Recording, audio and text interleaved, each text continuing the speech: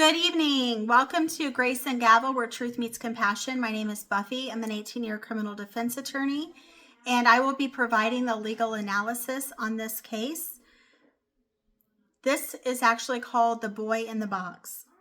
In 1957, a young boy was found dead in a cardboard box outside Philadelphia. He had been beaten, he was malnourished, and no one knew his name. How tragic. For decades, he was known only as the boy in the box, America's unknown child. How heartbreaking. In 2022, he was finally identified. But today, we're talking about a harder truth. Identification is not the same as justice. The discovery. February 25th, 1957. Fox Chase, Philadelphia. A man finds a cardboard box discarded in the woods. Inside is the body of a young boy, estimated to be between 4 and 6 years old. He is unclothed, undernourished, and beaten. There is no missing child report that matches him, and immediately investigators are facing a devastating problem. No name, no family, no context. Early investigative failures. The police work was not malicious, but it was limited by the era. No DNA testing, no national missing persons databases, limited forensic tools. Investigators relied on flyers, newspaper photos, tips from the public. None led to the identification, and over time, leads dried up. The image of the boy haunted the nation. Media coverage was relentless. People wanted answers. They wanted someone to blame. They wanted a story that made sense. But here's the uncomfortable legal reality. Public attention does not equal investigative progress. In some cases, it complicates it. Suspects' theories and the danger of certainty. Over the years, suspects emerged, confessions were claimed, stories circulated. None resulted in charges. Why?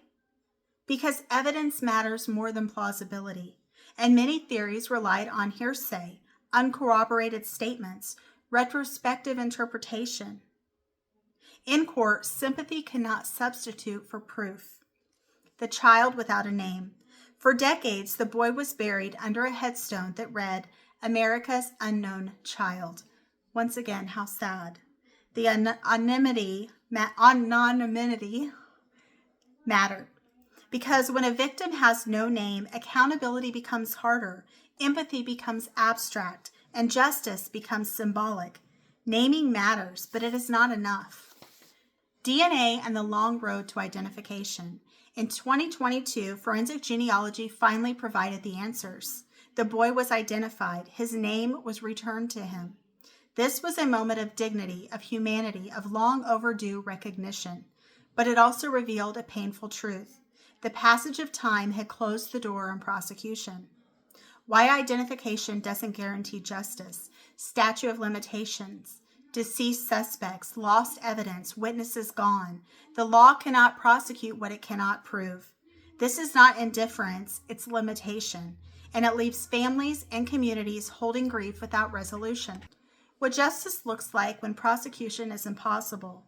Justice in cases like this becomes quieter. It looks like restoring a name, preserving identity, acknowledging failure, refusing to forget. Justice is not always punishment. Sometimes it's truth spoken carefully. The burden placed on victims. This case reminds us of something essential. The justice often fails the most vulnerable. Children, the poor, and those without advocates. And when justice fails once, it echoes for generations. The boy in the box is no longer unknown, but justice is not just about answers. It's about what we owe the dead and what we owe the living. To remember, to be honest, and to never confuse closure with truth. Thank you for tuning in, and I hope that you have a great rest of your night and you'll come back and catch another episode of Grace and Gavel, where truth meets compassion. Thank you for tuning in and have a great night. Bye-bye.